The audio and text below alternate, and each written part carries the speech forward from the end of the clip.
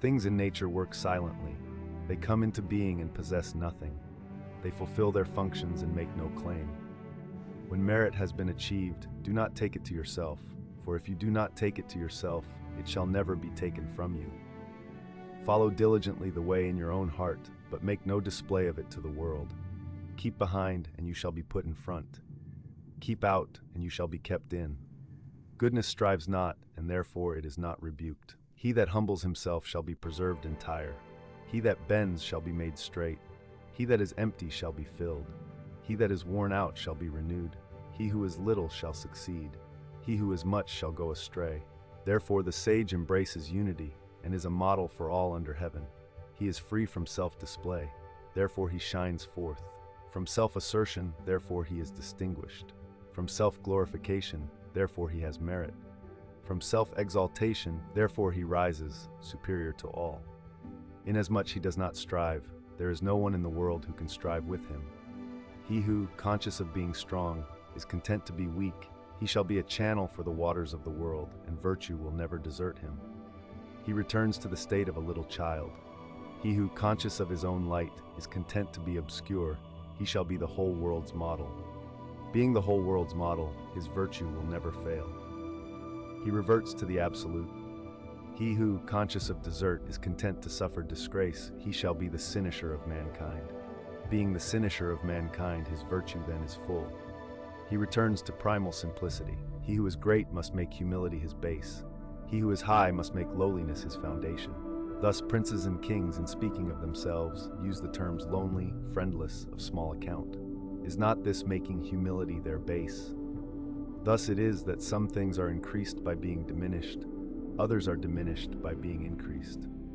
What others have taught, I also teach. The violent come to untimely ends. I will make this the root of my teaching. What makes a kingdom great is its being like a down-flowing river, the central point towards which all the smaller streams under heaven converge. Or, like the female throughout the world, who by quiescence always overcomes the male, and quiescence is a form of humility. Therefore, if a great kingdom humbles itself before a small kingdom, it shall make the small kingdom its prize. And if a small kingdom humbles itself before a great kingdom, it shall win over that great kingdom. Thus the one humbles itself in order to attain, the other attains because it is humble. If the great kingdom has no further desire than to bring men together and to nourish them, the small kingdom will have no further desire than to enter the service of the other.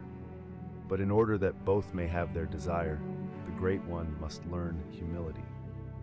The reason why rivers and seas are able to be lords over 100 mountain streams is that they know how to keep below them. That is why they are able to reign over all the mountain streams. Therefore the sage, wishing to be above the people, must by his words put himself below them. Wishing to be before the people, he must put himself behind them. In this way, though he has his place above them, the people do not feel his weight.